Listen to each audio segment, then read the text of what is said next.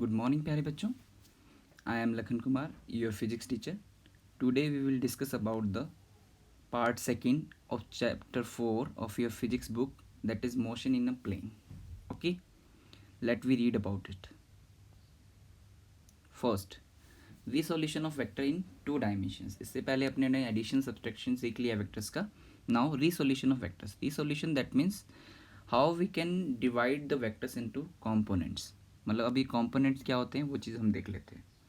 जैसे हमने यहाँ पर ए वेक्टर जो है वो कोई भी डायरेक्शन में ले लिया थीटा पे, एक्स एक्सिस से और वाई एक्सिस पे. तो अब हमने ये जानना है कि ए वेक्टर के एक्स एक्सिस और वाई एक्सिस के अकॉर्डिंग कंपोनेंट्स क्या होंगे. तो वेन एवर वी डिवाइड और resolute a vector according to axis, X axis और Y axis, then we have to, or we can consider horizontal or vertical component, then we have to consider it with an axis with some angle. Okay, तो हम इस तरीके से इसको suppose कर लेंगे और फिर उसके बाद हम कंसिडर करेंगे. तो consider a vector that lies in X Y plane as shown in figure. इस तरीके से एक्स वाई प्लेन में. तो ये 2D रिसोल्यूशन है, मतलब दो एक्सिस ले रहे हैं तो 2D. तो it means A vector is the vector sum of the components of it. A1 vector plus A2 vector, where A1 is in the direction of x ये रहा और A2 is in the direction of y. Clear. तो ये AX और AY क्या बनेगा. तो A1 जो है उसका हम मैग्नीट्यूड कंसिडर कर लेते हैं AX, और डायरेक्शन आपको पता ही एक्स एक्सिस के अकॉर्डिंग क्या होती है, आई कैप होती है, यूनिट वेक्टर आई कैप होता है. तो AX आई कैप. इसी तरीके से A2 मैग्नीट्यूड AY कंसिडर कर लिया और वाई एक्सिस के अकॉर्डिंग है तो J cap. When we put these values into this equation, when this we can gain this equation, A vector is equal to AX I cap plus AY J cap. ये components form होगी इस vector की. The quantity AX and AY are called x and y components of vector A vector. Clear? तो ये AX और AY जो है वो components हैं और विद डायरेक्शन A1 वेक्टर और A2 वेक्टर हमने कंसिडर किया है. तो AX itself not a vector, but AX I cap is a vector and so it AY J cap. मतलब AX जो है वो एक वेक्टर नहीं है, वो एक सिर्फ एक मैग्नीट्यूड है, और but AX I cap with direction it is a vector. इसी तरीके से AY J cap है. तो AX का वैल्यू क्या होगा. तो थीटा के अकॉर्डिंग हमने क्या करना है, इसका प्रोजेक्शन बनाना है. ठीक है, इसका प्रोजेक्शन बनाना है एक्स एक्सिस पे. तो जैसे ही एक्स एक्सिस पे बनाएंगे तो थीटा के सामने वाला परपेंडिकुलर और ये हाइपोटेनस और ये बेस, हमने क्या निकालना है, बेस निकालना है. तो हम क्या यूज़ करेंगे, क्योंकि हाइपोटेनस दिया हुआ तो cos theta. Cos theta is equals to क्या बनेगा, cos theta is equals to base AX upon hypotenuse A. Okay, तो ए इधर आ जाएगा तो AX is equal to A cos theta, ये हमारे पास आ जाएगा. इसी तरीके से इस ट्राइंगल में हम कंसिडर कर सकते हैं, हमने ये निकालना है और ये चीज़ गिवन है ना. तो ये थीटा है तो ये भी क्या होगा, थीटा होगा. तो इस ट्राइंगल में क्योंकि ये अल्टरनेटिव एंगल है तो ये हो जाएगा. तो इसके अकॉर्डिंग हम निकालेंगे तो साइन थीटा आ जाएगा. तो AY is equal to A sine theta, ये हम इसे बना सकते हैं. तो दोनों components it is AX A cos theta, AY A sine theta. एक को हम बोलते हैं हॉरिजॉन्टल कंपोनेंट जिससे एंगल बनाता है, और एक वर्टिकल कंपोनेंट जिससे एंगल नहीं बना रहा है. देखो एंगल एक्स एक्सिस से बना रहा है इसलिए इसको हॉरिजॉन्टल कंपोनेंट. दूर वाला जो होता है वो क्या होता है, A sine theta.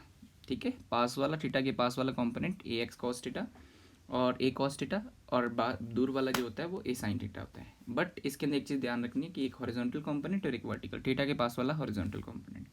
It's clear from the above equation then that a component of a vector can be positive, negative or zero depending on the value of theta. A vector can be specified in a plane by two ways. Okay, अब देख लेते हैं ये two ways क्या है. पहले उससे पहले मैं बता दूं पॉजिटिव, नेगेटिव और जीरो. अब देखो थीटा का वैल्यू जो है जो हम पुट करेंगे उसके अकॉर्डिंग कोस का वैल्यू जीरो हो सकता है, 1 हो सकता है, -1 हो सकता है. तो उसी के अकॉर्डिंग पॉजिटिव, नेगेटिव और जीरो हो सकता है. तो इसी तरीके से साइन थीटा का वैल्यू भी इसमें वेरी करता है. तो the components can be zero, negative और पॉजिटिव. इसके बाद देखो, इसके बाद हमें ए वेक्टर को दो तरीके से हम इसको बता सकते हैं किसी भी प्लेन के अंदर. Its magnitude A and the direction theta it's makes with the x axis. Okay, मतलब उसका मैग्नीट्यूड बता दिया और एंगल बता दिया कि एक्स एक्सिस से कितना है. तो it is the way to denote any vector in a plane.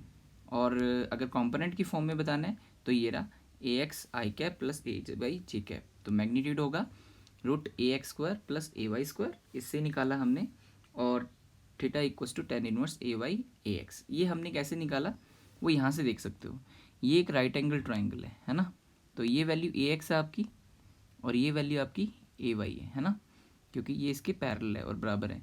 तो ए एक्स और ए वाई आगे तो क्या होता है, hypotenuse square A square is equals to base square plus perpendicular square A X square plus A Y square, तो A निकालेंगे तो स्क्वायर रूट हो जाएगा, तो ये हमारे पास वैल्यू आ गया।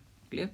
इसी तरीके से इसमें टेन थीटा निकालोगे तो क्या बनेगा, tan theta is equals to perpendicular upon base A Y upon A X, तो theta is equals to tan theta, tan उधर जाएगा तो इसको इन्वर्स फंक्शन बोलते हैं, तो tan inverse A Y upon A X, यानी ये एंगल के अकॉर्डिंग बताता है। क्लियर। Next one note. अब नोट क्या है हम देख लेते हैं कि हॉरिजॉन्टल कंपोनेंट ये मैंने बता ही दिया था और वर्टिकल कंपोनेंट ये है हमारे पास। If A is equal to A X, मतलब ए का वैल्यू ए एक्स के बराबर है, तो इसका मतलब ए वाई जीरो है ना, तभी तो कंप्लीट ए जो है वो ए एक्स के बराबर है, और ए अगर ए वाई के बराबर है तो ए एक्स जीरो होगा। ठीक है, मतलब अगर कंप्लीट वैल्यू जो वेक्टर की है वो एक कंपोनेंट के बराबर है तो सेकंड कंपोनेंट जो होगा वो जीरो होगा। Component of a vector perpendicular to itself is always zero. Okay, तो components of a vector perpendicular to itself is always zero, मतलब जो कंपोनेंट मतलब वेक्टर के परपेंडिकुलर होगा वो क्या होगा, हमेशा जीरो होगा। अब ये बात कैसे समझोगे, मैंने इसमें बताया था कि ये दोनों कंपोनेंट्स एक दूसरे के परपेंडिकुलर है, बट वेक्टर जो है वो कुछ ना कुछ एंगल बनाता है, यानी एक एक हमारे पास एक्यूट एंगल होता है। ठीक है, बट अगर वेक्टर से ही ये कंपोनेंट जो है वो 90 डिग्री एंगल बनाए तो इसका मतलब ये वैल्यू जीरो होगी। The rectangular component of each vector and those of sum R C vector is equal to A vector plus V vector. ठीक है, हम इसको इस तरीके से फिगर में शो कर सकते हैं कि मान लो कि ये दो वेक्टर्स के एडिशन से बना हुआ रिजल्टेंट है ना, दो दो हमने कंपोनेंट मान ली, इसको ए वेक्टर मान लिया, इसको बी वेक्टर मान लिया, then C is the resultant of it, C vector is the resultant of it. Okay, तो ये इसका क्या होता है, रिजल्टेंट होता है। जैसे कि इस फिगर में आप देख सकते हो, इस फिगर के अंदर देखो इसके अंदर हमारे पास क्या है, ये ट्राइंगल बन रहा है, ए वाई ऊपर की तरफ है और ए एक्स इस तरफ है, तो इसका रिजल्टेंट ए वेक्टर है। क्लियर। इसी तरीके से नेक्स्ट एग्जाम्पल्स देख लेते हैं। Examples based on it, resolve a weight 10 newton in two directions which are parallel and perpendicular to a slope inclined at 30 degree to the horizontal.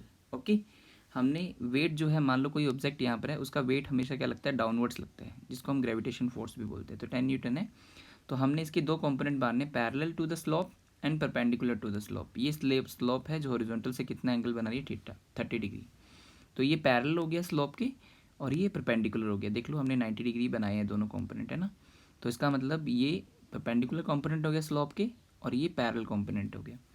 तो ये theta है तो ये भी थीटा होगा। ये हमने कैसे निकाला है, अल्टरनेटिव एंगल के बेसिस पर। अगर ये एंगल यहाँ पर ड्रॉ कर दूँ तो ये 30 हो जाएगा, तो ये 60 हो जाएगा, 90 माइनस 30 इज इक्वल टू 60।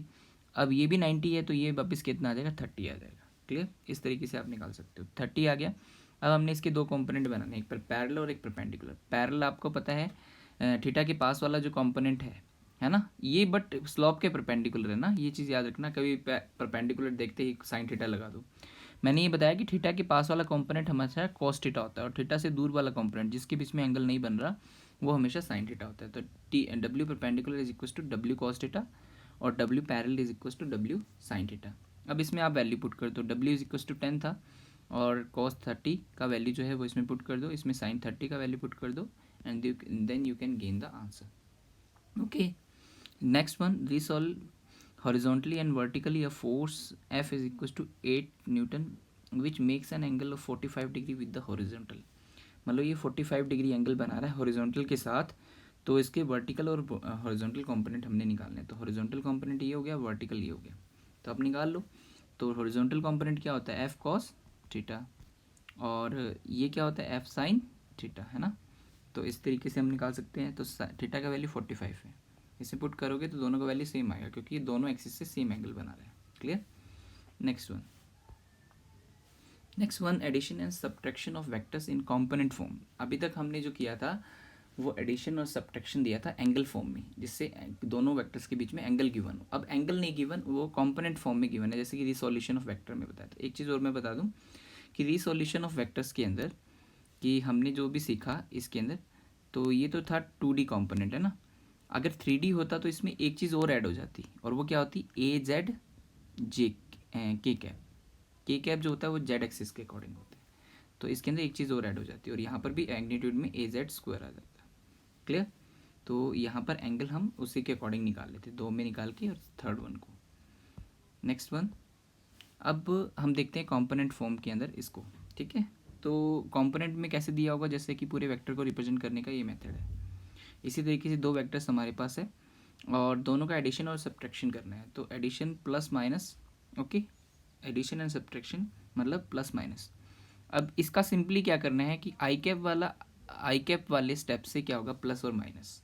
ठीक है, मतलब आई कैप का जो भी मल्टीपल है, जो भी मैग्नीट्यूड है, वो आई कैप वाले से, और जे कैप वाले का जे कैप से, और के कैप वाले का के कैप से।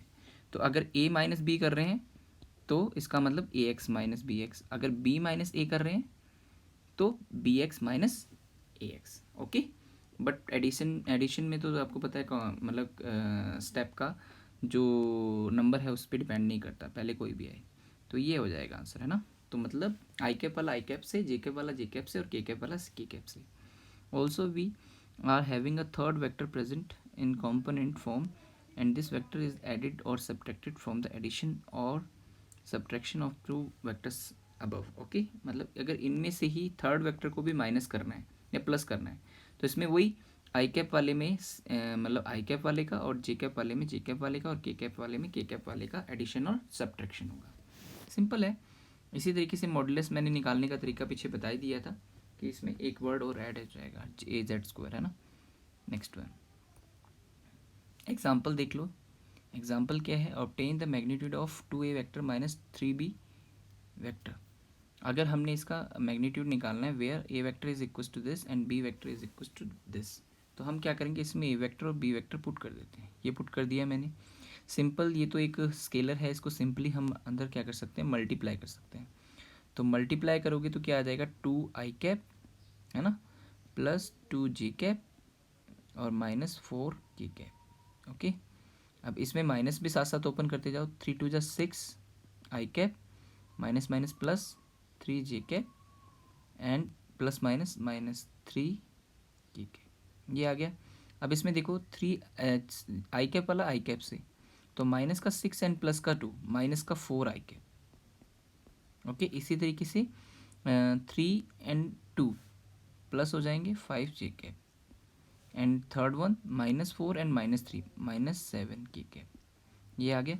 अब इसमें क्या करेंगे, सभी का ए एक्स का यानी -4 का होल स्क्वायर, और फिर जे कैप के साथ मैग्नीट्यूड क्या है, 5 + 5 होल स्क्वायर, और के कैप वाले के साथ क्या है, -7। यही तो था, A X square plus A Y square plus A Z square. इसको सॉल्व करोगे तो then you can gain the magnitude of this vector. Okay, next one, और एग्जाम्पल्स देख लो कुछ।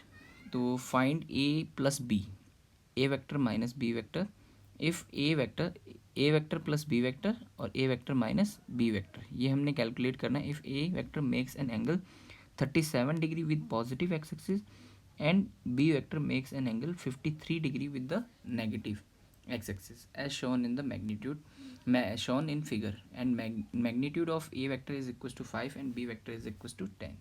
तो बिल्कुल सिंपल है, देख सकते हो ये इस तरीके से गिवन है। हम क्या करेंगे, ए प्लस बी कैलकुलेट करेंगे। तो ए प्लस बी के लिए हमें क्या चाहिए कि सबसे पहले इसको कंपोनेंट्स में डिवाइड कर लो। तो ए प्लस बी के लिए हम देख लेंगे, तो ये हो जाएगा इसका ए वाई कॉम्पोनेंट, ये ए एक्स कॉम्पोनेंट। इसी तरीके से मतलब ये ए कोस 37, और ये हो जाएगा ए साइन 37, है ना। और इसी तरीके से इसको देखोगे तो ये बी कॉस 53, और ये हो जाएगा बी साइन 53, है ना। तो इस तरीके से यहाँ पर बन गया। तो ए को डिवाइड कर लिया और फिर बी को डिवाइड कर लिया। अब बी जो है वो नेगेटिव एक्सिस के अकॉर्डिंग है, क्योंकि ये यहाँ पर आ जाएगा, तो इस नेगेटिव डायरेक्शन में होने की वजह से तो हमारे पास आ जाएगा बी साइन 53 यहाँ पर आ गया, है ना। अब ए जो है, जो बी है हमारे पास वो कितना है, 10, और ए कितना है 5 है, तो इसमें जैसे हम पुट करेंगे 37 की वैल्यू और ए की वैल्यू कितनी 5, तो 3 इसका आंसर आ जाएगा और इसका 4 आ जाएगा। इसी तरीके से इसमें 10 पुट करोगे और 53 साइन 53 का वैल्यू पुट करोगे तो ये 8 आ जाएगा। और कोस का वैल्यू हमारे पास कितना हो गया, कोस का वैल्यू हो गया हमारे पास माइनस, नेगेटिव एक्सिस के अकॉर्डिंग था तो -6। अब जैसे ही हम इसको देखो ये दोनों सेम डायरेक्शन में है ऊपर की तरफ, तो दोनों ऐड हो जाएंगे, पहले ऐड करना है। और नीचे वाले दोनों हम देखेंगे तो ये इस साइड पे है -6 और ये इस साइड पे है +4, तो ये हमारे पास हो जाएगा -6 -4, क्योंकि दोनों अपोजिट डायरेक्शन में, ये इस साइड पे है और ये इस साइड पे है, तो -4 इसमें से माइनस किया तो -2 आ जाएगा। ठीक है, सॉरी उल्टा हो गया ना, तो -6 हमने पहले से ले लिया था नेगेटिव डायरेक्शन के अकॉर्डिंग और ये 4 है, तो -6 एंड +4 इज इक्वल टू -2 आ जाएगा। ये हमारे पास आ गया। अब दोनों कंपोनेंट्स का हम क्या करेंगे, जो स्क्वायर करके और ऐड कर देंगे, है ना, और स्क्वायर रूट निकाल लेंगे, तो that is the answer. Okay, तो ये a + b का मैग्नीट्यूड हो गया। इसी तरीके से एंगल देखना है तो tan इनवर्स AY/AX, तो ये हो गया 11/2। ओके, ओनली मैग्नीट्यूड, तो 4 x axis towards, okay, negative axis के अकॉर्डिंग होगा। ठीक है, from negative x axis towards up, okay, मतलब नेगेटिव एक्सिस की रेफरेंस में अप, ऊपर की साइड पे। नेक्स्ट वन, a-b निकालोगे तो ये आ जाएगा, और ये हमने पहले निकाल लिया। अब इसमें क्या किया, a-b की है ना, तो +b की जगह हम -b, क्योंकि +b इस साइड पे बना था तो इसके जस्ट अपोजिट -b इस साइड पे बनेगा।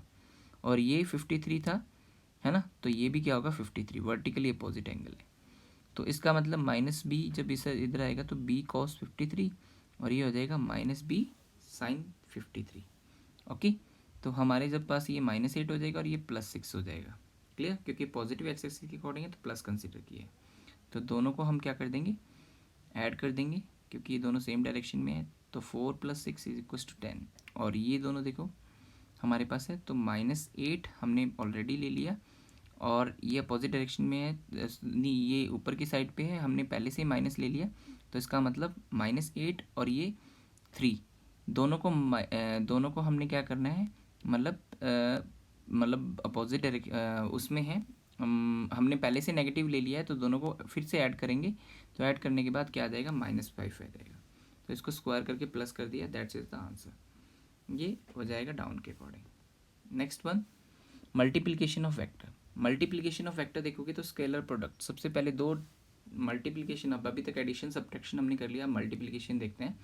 तो मल्टीप्लिकेशन दो पार्ट्स में डिवाइड है वेक्टर्स का, one is scalar product and second is vector product. First is scalar product. Scalar product is also called dot product, लिखा हुआ ना स्केलर प्रोडक्ट और dot product of any two vectors A and B denoted as A.B। इसको A.B read करना है, बीच में dot लगा हुआ ना, A.B is defined as the product of their magnitude with cosine of angle between them, मतलब इन सभी का प्रोडक्ट, सभी का दोनों का मैग्नीट्यूड और दोनों के बीच में एंगल का कोसाइन, तीनों का प्रोडक्ट आ जाएगा ये A B cos थीटा।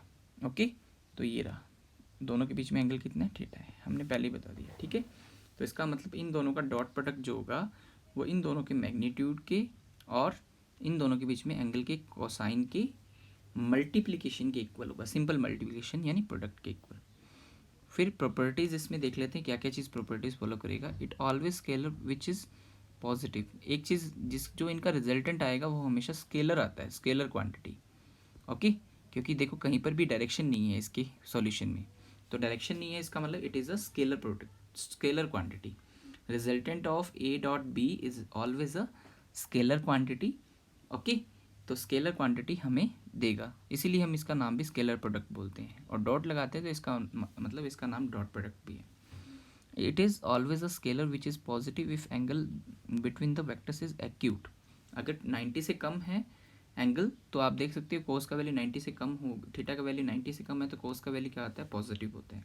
और negative if the angle between them is obtuse, अगर 90 से बड़ा है और 180 से के बीच में है तो इसका मतलब क्या हो जाएगा, नेगेटिव, क्योंकि सेकंड क्वाड्रेंट में कोस नेगेटिव होता है। क्लियर, अगर 90 है तो कोस 90 का वैल्यू 0 होता है, तो इसका डॉट प्रोडक्ट 0 हो जाएगा। इट इज़ कॉम्यूटेटिव, मतलब A.B और B.A का वैल्यू सेम आएगा। ठीक है, सीरियल से मैटर नहीं कर रहा। इट इज़ डिस्ट्रीब्यूटिव, मतलब अगर A बी प्लस सी, मतलब पहले एडिशन है और फिर उसके बाद डॉट है। तो आप ऐसा भी कर सकते हो कि सबका इंडिविजुअल पहले ए का बी से डॉट निकाल लो, फिर ए का सी से डॉट निकाल लो और फिर एडिशन कर दो, डजेंट मैटर। ये डिस्ट्रीब्यूटिव प्रॉपर्टी को फॉलो करता है। As by definition A dot B is equal to A B cos theta, the angle between them cos theta हम यहाँ से निकाल सकते हैं, तो ये इसके अपॉन में आ जाएगा A vector dot B vector upon A B. Okay, और कॉस इधर जाएगा तो कॉस इनवर्स, इनवर्स फंक्शन होता है, तो एंगल निकालने के लिए वैल्यू है। नेक्स्ट वन, नेक्स्ट वन देख लेते हैं और प्रॉपर्टीज इसकी। A dot B is equal to A B cos theta या फिर बी ए कॉस थीटा, दोनों का मीनिंग सेम है। ओके, इसका मतलब क्या है कि जियोमेट्रिकली अगर देखें तो B cos theta is projection of B vector on to the A vector. अगर बी कॉस थीटा देखें ज्योमेट्रिकली तो बी कॉस थीटा जो होगा वो ए वेक्टर पर इसका प्रोजेक्शन होगा। और देख लेते हैं कैसे। जैसे मान लो ए और बी हमें इस डायग्राम के अकॉर्डिंग है, तो इसका प्रोजेक्शन हम इस पर निकाल लेंगे। तो जैसे ये निकालेंगे तो ये कॉम्पोनेंट इसका हॉरिजॉन्टल कॉम्पोनेंट है, तो ये बी कॉस थीटा आ जाएगा, ये प्रोजेक्शन बोलते हैं इसका ना, तो बी कॉस थीटा हो जाएगा और इन दोनों का प्रोडक्ट निकाल लेंगे। इसी तरीके से अगर उल्टा कर रहे हैं तो अगर हमने बी कॉस थीटा निकाला, ये आ गया हमारे पास। अगर उल्टा कर रहे हो तो इसके अकॉर्डिंग देख लो कि हम क्या करेंगे कि ए का प्रोजेक्शन निकालेंगे किस पे, बी पे। ए का प्रोजेक्शन हमने किस पे निकाला, बी पे। तो ये थीटा के पास वाला कॉम्पोनेंट है, तो A cos theta multiply with B, ये आ जाएगा। Clear. Next one, component of B vector along A vector.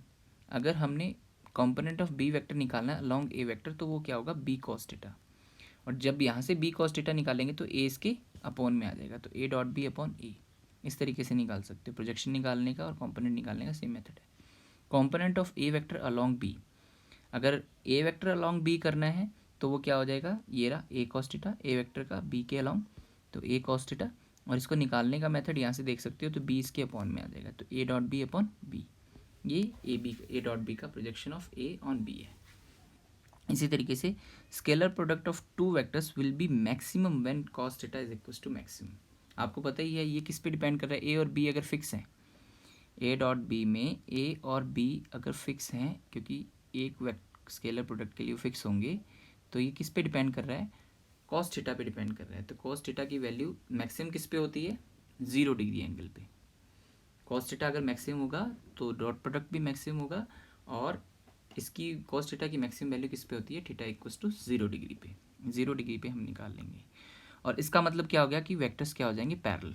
0 degree होने का मतलब क्या है, या तो ये इसके पैरेलल, पैरेलल होने का मतलब क्या है, या तो ये दोनों सेम डायरेक्शन में होंगे या अपोजिट डायरेक्शन में होंगे। क्लियर। तो ये इसके पैरेलल हो जाएगा, और इस टाइम इसका ए भी मैक्सिमम आ जाएगा। कोस 180 का वैल्यू -1 होता है इसके अकॉर्डिंग। इसी तरीके से if the scalar product of two non zero vectors vanishes when the vectors are perpendicular. Okay, मतलब एक दूसरे से कट होना का मतलब ये है कि स्केलर प्रोडक्ट उसका 0 आ जाएगा। अगर हमारे पास इसका स्केलर प्रोडक्ट 0 आ जाता है किसी भी दो वेक्टर्स का, तो इसका मतलब दोनों एक दूसरे के क्या है, परपेंडिकुलर। क्योंकि ये तभी पॉसिबल है जब कोस का वैल्यू 0 हो। कोस का वैल्यू 0 कब होगा, जब कोस 90 डिग्री, थीटा 90 डिग्री होगा। तो perpendicular with each other prove करने का ये एक मेथड है। Scalar product of vector by itself is term as self dot product and is given by. Okay, अगर सेल्फ डॉट प्रोडक्ट निकालना है यानी ए की वेक्टर का खुद से ही निकालना है, तो इसका मतलब क्या होगा, ए डॉट ए कॉस थीटा, और दोनों सेम वेक्टर है तो दोनों सेम डायरेक्शन में भी होंगे, मतलब एक ही तो वेक्टर है, तो थीटा इक्वल्स टू 0। कॉस 0 का वैल्यू क्या होता है, 1, तो ए स्क्वायर आ जाएगा। ओके, तो इसको आप लिख भी सकते हो, ए निकालने का मेथड ए डॉट ए का square root. In case of a unit vector N vector, N cap हम ले रहे हैं, अगर यूनिट वेक्टर हमारे पास है तो एन डॉट एन, दोनों का मैग्नीट्यूड क्या होगा, क्योंकि यूनिट वेक्टर से तो 1 1, और दोनों सेम डायरेक्शन में क्योंकि सेम ही है, तो कोस 0 इज इक्वल्स टू 1। ओके, इसका मतलब ये हो गया कि सेम जो हमारे पास आई कैप जे कैप और के कैप यानी यूनिट वेक्टर्स का, सेम यूनिट वेक्टर्स का डॉट प्रोडक्ट क्या होगा, 1। और अगर अलग अलग ले रहे हैं, जैसे आई का जे के साथ देख रहे हैं, जे का के से और के का आई से, तो वो क्या होगा, 0, क्योंकि ये एक दूसरे के परपेंडिकुलर, आई जे जो होते हैं वो परपेंडिकुलर हैं। तो कोस 90 इज इक्वल टू 0, तो ये 0 होगा उनका डॉट प्रोडक्ट। इसका मतलब ए डॉट बी हम इजीली निकाल सकते हैं। अगर ए ये है हमारे पास और बी ये है हमारे पास, तो डॉट निकालने के लिए आई कैप वाले का आई कैप से मल्टीप्लाई, बी जे कैप वाले का जे कैप से, और के कैप वाले का के कैप से, और तीनों के बीच में जो भी सिंबल होगा इनके बीच में मतलब मल्टीप्लाई करने से जो सिंबल आएगा, इनको मल्टीप्लाई करने से जो आएगा वो आगे आ जाएगा, इनको मल्टीप्लाई करने से आएगा वो आगे आ जाएगा, इनको मल्टीप्लाई करने से जो आएगा वो आगे आ जाएगा, तो उसके अकॉर्डिंग हो जाएगा। क्लियर? तो these are the methods of solution of A dot B. Next one, examples. Examples of it: if the vectors p vector is equals to this and q vector is equals to this are perpendicular to each other, find the value of a. अब perpendicular है इसका मतलब दोनों का dot product क्या होगा? Zero, क्योंकि perpendicular तभी होते हैं जब cos 90 is equal to zero, यानी परपेंडिकुलर हो. तो परपेंडिकुलर मतलब डॉट प्रोडक्ट जीरो, तो डॉट प्रोडक्ट जीरो आ जाएगा. तो डॉट प्रोडक्ट में हम वैल्यूज पुट कर देते हैं ऊपर से, तो ज़ीरो हो जाएगा. अब इनका डॉट प्रोडक्ट निकालो, आई कैप का आई कैप से मल्टीप्लाई ए इंटू ए स्क्वायर. इसी तरीके से जे कैप का जे कैप से, तो ए इंटू -2 ए. इसी तरीके से 3 एंड -1, क्योंकि इसके साथ मल्टीप्लाई कुछ नहीं तो 1 होता है, तो -1 3 -1 मल्टीप्लाई विद 3 -3 आ जाएगा. ओके, -3 आ गया. तो then you have to solve this quadratic equation. तो क्वाड्रेटिक इक्वेशन को आप किसी भी मेथड से सॉल्व कर लो. Then there are two possible value of a is equals to -1 and 3. Find the component of 3 I cap and plus 4 J cap along I cap plus J cap. ये मैंने पहले बताया था. अगर a का b के along देखना है तो वो क्या होगा? a cos थीटा होगा, और ये किसके बराबर होता है? a dot b upon b, मतलब सेकंड वाला जिसके along देखना है उसका मैग्नीट्यूड इसमें डिवाइड होगा. तो इसका मतलब अगर हमने इसका, ये मैंने बता ही दिया था, अगर हमने इसका इसके अलोंग देखना है तो इन दोनों का डॉट प्रोडक्ट और जिसके अलोंग देखना है उसका मैग्नीट्यूड अपॉन में. तो इसका मैग्नीट्यूड निकालोगे तो 1 का स्क्वायर प्लस 1 का स्क्वायर, तो 1 आ जाएगा ना. 1 + 1 2, √2 आ जाएगा. तो ये पुट करोगे आंसर आ जाएगा. क्लियर? नेक्स्ट वन, इनका डॉट प्रोडक्ट तो निकाल ही सकते हो. Find the angle between A and B. Okay, अगर हमने इन दोनों के बीच में एंगल निकालना है तो cos theta is equal to क्या होता है? A dot B upon A B, है ना, ये होता है. तो ये निकाल लेंगे. तो A dot B upon A B मतलब ए और बी का मैग्नीट्यूड. तो उसको निकालोगे तो theta is equal to cos inverse this value. Clear? Next one, vector product. Vector product और क्रॉस प्रोडक्ट भी बोलते हैं इसको. ओके, सेकंड जो टाइप है मल्टीप्लिकेशन का वेक्टर्स का. तो वेक्टर प्रोडक्ट और क्रॉस प्रोडक्ट जो होता है अगर दो वेक्टर्स का, तो वो ए क्रॉस बी, यानी इसको पढ़ेंगे read A cross B. Okay, उसको ए डॉट बी और इसको A cross B is defined as A cross B is equal to A B sine theta N cap. मतलब ये आ जाएगा ए बी साइन थीटा आएगा बीच में, ठीक है. उसमें कॉस थीटा था, इसमें साइन थीटा, बट इसके साथ डायरेक्शन भी है, उसमें डायरेक्शन नहीं थी. एन कैप थीटा जो है दोनों के बीच में एंगल है, और N cap is the unit vector in the direction of resultant of A cross B. मतलब ए क्रॉस बी का जो भी रिजल्टेंट आएगा उसकी डायरेक्शन में यूनिट वेक्टर होगा. और इसको हम किससे निकालते हैं? राइट एंड थंब रूल से. तो इसको निकालने का मेथड ये है कि आपको क्या करना है, जो भी सीरियल में फर्स्ट है, जैसे ए क्रॉस बी निकाल रहे तो ए की ओर सभी फिंगर्स को, अपने राइट हैंड फिंगर्स को स्प्रेड करना है, और एंगल की साइड होते हुए सेकंड वेक्टर की तरफ फोल्ड करना है. ओके, पहले पूरा हाथ खोल के. ओके, तो ए की साइड अपना पूरा हाथ खोल लो, ठीक है. यानी फिंगर्स जो हैं, चारों फिंगर्स जो हैं वो ए वेक्टर की तरफ हो, और जो थंब है वो परपेंडिकुलर हो ऊपर की तरफ. ओके, तो ये आ जाएगा. तो फिर हम क्या करेंगे, फिंगर्स को एंगल की साइड बी वेक्टर की तरफ मोड़ देंगे, सेकंड वेक्टर की तरफ मोड़ देंगे. तो थंब जिस डायरेक्शन में होगा वही एन कैप का डायरेक्शन होगा. अगर ए और बी जो है वो मतलब एक्स जेड प्लेन में है, एक्स जेड है ना, एक्स इस तरफ में और जेड बाहर की तरफ, तो इसका मतलब क्या हो जाएगा, इसके परपेंडिकुलर ऊपर की तरफ यानी वाई की तरफ आ जाएगा. मतलब ये कंफर्म है कि ए और बी जिस भी प्लेन में प्रेजेंट होंगे एन कैप उसके परपेंडिकुलर होगा. अब ये नहीं पता कि उसके पॉजिटिव की डायरेक्शन में होगा या नेगेटिव, यानी या ऊपर की तरफ या नीचे की तरफ या लेफ्ट की तरफ या राइट की तरफ, जो भी है उसके अकॉर्डिंग. ओके, तो ये आ जाएगा. तो वो हम निकालेंगे इस तरीके से राइट एंड थंब रूल से कि किस डायरेक्शन में होगा. क्लियर? नेक्स्ट वन प्रॉपर्टीज देख लेते हैं. प्रॉपर्टीज ऑफ वेक्टर्स प्रोडक्ट्स की देख लेते हैं. Vector product of two vectors is always a vector perpendicular to the plane of containing the two vectors. अगर बोर्ड के ऊपर हमने दो वेक्टर्स को बना दिया एंगल के साथ, ठीक है, उनके बीच में कोई भी एंगल है 30 डिग्री 60 डिग्री, तो हमारा जो यूनिट वेक्टर होगा या फिर वेक्टर प्रोडक्ट का जो डायरेक्शन होगा वो हमेशा उस बोर्ड के प्लेन के आउटसाइड होगा. ठीक ठीक है, या तो अपनी साइड होगा या दूसरी साइड होगा, ठीक है, बट वो हम राइट हैंड रूल से निकाल लेंगे, राइट हैंड थंब रूल से। ओके, उसी तरीके से अगर ए वेक्टर और बी वेक्टर का ये कंफर्म है कि मतलब जो वेक्टर प्रोडक्ट होगा वो ए और बी दोनों के परपेंडिकुलर होगा बाहर की तरफ, लेकिन ए और बी आपस में परपेंडिकुलर हो भी सकते हैं और नहीं भी, बट थर्ड जो है मतलब जो भी इनका रिजल्टेंट बनेगा वेक्टर प्रोडक्ट से वो हमेशा आउटवर्ड्स यानी perpendicular to A and B बनेगा। तो vector product of two vectors is not commutative, commutative नहीं होता, सीरियल चेंज करने से चेंज हो जाएगा, बट उनके मैग्नीट्यूड जो होते हैं वो इक्वल होते हैं। Clear? The vector product is distributive when the order of the vector is strictly maintain. अगर उनका ऑर्डर हम मेंटेन करें कि उनका सीरियल नहीं चेंज हो, तो इसका मतलब क्या हो गया कि वो डिस्ट्रीब्यूटिव प्रॉपर्टी को फॉलो करेंगे, जैसे ये है, ठीक है, ए क्रॉस बी प्लस सी है, तो ए क्रॉस बी और ए क्रॉस सी को प्लस करके भी एडिशन करके भी निकाल सकते हो, ये आपकी चॉइस है ना। बट अगर अपने सीरियल चेंज कर दिया, ए पहले था, यहाँ पर हमने लिख दिया बी क्रॉस ए और सी क्रॉस ए, तो वो गलत हो जाएगा, तो इसका मतलब ऑर्डर मैटर कर रहा है। The magnitude of the vector product of two vectors will be maximum when sine theta maximum. आपको पता ही है कि ए बी साइन थीटा आ रहा है, तो इसका मतलब मैक्सिमम कब होगा, जब साइन थीटा मैक्सिमम होगा। साइन थीटा मैक्सिमम कब होता है, थीटा इक्वल्स टू 90 डिग्री पे, उसका उल्टा। तो इसका मतलब जब दोनों के बीच में, दोनों वेक्टर्स के बीच में 90 डिग्री एंगल हो, तो इनका वेक्टर प्रोडक्ट का मैग्नीट्यूड भी मैक्सिमम आएगा। और वेक्टर प्रोडक्ट जो होते हैं अगर नॉन जीरो हैं और मिनिमम अगर निकालना है, तो साइन थीटा का मिनिमम वैल्यू जीरो होता है, और वो किस पे होता है, थीटा इक्वल्स टू जीरो और 180 पे।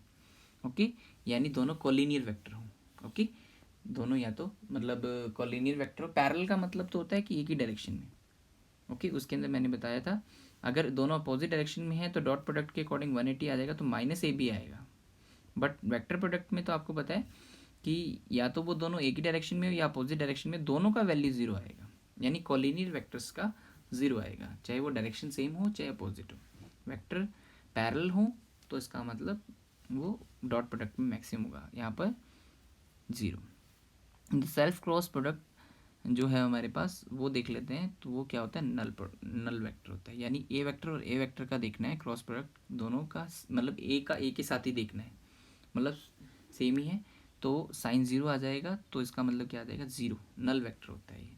इन केस ऑफ यूनिट वेक्टर, अगर यूनिट वेक्टर देखना है तो सेम यूनिट वेक्टर्स का अभी देखा हमने, वो क्या होता है, जीरो वैल्यू। अगर हमने अलग अलग का देखना है, आई का जे के साथ, जे का के साथ और के का आई के साथ, तो उसके लिए ये हम बना लेंगे, तो राइट हैंड थंब रूल के अकॉर्डिंग निकालेंगे। तो हम क्या करेंगे, आई क्रॉस जे निकालना है, तो आई की और सभी फिंगर्स को ओपन करके और जे की साइड क्या कर देंगे, उसको फोल्ड कर देंगे, तो ये के की साइड यानी जेड एक्सिस की साइड आ जाएगा, पॉजिटिव जेड एक्सिस। इसी तरीके से जे का के से देखेंगे तो आई कैप, और के का आई से देखेंगे तो जे कैप। इसमें सीरियल मैटर कर रहा है ये, इसीलिए मैंने ये राउंड फिगर बनाया है कि आई का जे के साथ देख रहे हैं, तो इन दोनों में क्या बच गया, थर्ड वन आ जाएगा, आई और जे दोनों है, तो थर्ड वन इसका आंसर होगा। बट ये सीरियल देखो इस एरो की डायरेक्शन में, यानी एंटी क्लॉकवाइज साइकिल के अंदर हम देख रहे हैं आई जे के को, तो इसका मतलब क्या आएगा कि उनका पॉजिटिव आएगा। तो आई का जे के साथ देख रहे हैं तो पॉजिटिव के कैप, बट जे का आई के साथ देख रहे हैं तो माइनस के कैप आएगा, अपोजिट, माइनस जेड एक्सिस के अकॉर्डिंग। इसी तरीके से जे का के साथ देख रहे हैं तो पॉजिटिव आई कैप, और अगर के का जे के साथ देख रहे हैं तो माइनस आई कैप। इसी तरीके से के का आई के साथ देख रहे हैं तो पॉजिटिव जे कैप, और आई का के से देखेंगे तो माइनस जे कैप, है ना, ये थोड़ा सा ध्यान रखना। नेक्स्ट वन, अगर किसी का वेक्टर प्रोडक्ट निकालना है विद डायरेक्शन, तो ये रहा, तो हम ये मैट्रिक्स होता है, ये जो हमने बनाया है ना ये सिंबल, ये पूरा का पूरा ये जो मोड लगा दिया, ये जो होता है ये मैट्रिक्स है। तो इसके अंदर हम क्या करते हैं, ए क्रॉस बी निकालने के लिए हमें पता है कि ए के पास भी आई कैप होगा और बी के पास भी आई कैप होगा, तो इसी तरीके से जे कैप भी होंगे दोनों के पास और के कैप भी होंगी। तो सबसे पहली जो रो आएगी मैट्रिक्स में, ठीक है, तो वो सॉरी मैट्रिक्स डिटर्मिनेंट बोलते हैं इसको, जब दोनों लाइंस हो तो डिटर्मिनेंट, और अगर ब्रैकेट हो तो मैट्रिक्स। तो डिटर्मिनेंट में क्या होता है, पहली लाइन आई जे और के, ठीक है। दूसरी लाइन के अंदर हम क्या करेंगे बता देता हूँ, दूसरी लाइन में हमारे पास जो पहला वेक्टर होगा वो लाइन आएगी A X A Y A Z, अगर बी पहले होता तो B X B Y B Z पहले आता। इसी तरीके से थर्ड लाइन में बी एक्स बी वाई और बी जेड सेकेंड वाली वेक्टर की। तो इनका जब सॉल्व करेंगे तो सॉल्व करने का डिटर्मिनेंट को सॉल्व करने का एक मेथड होता है। जैसे ये था ना हमारे पास, ये है हमारे पास आई कैप जे कैप के कैप, ये है, ये ए एक्स बी ए वाई और ये ए जेड। इसी तरीके से बी एक्स बी वाई और बी जेड हम क्या करेंगे, इसका निकालेंगे।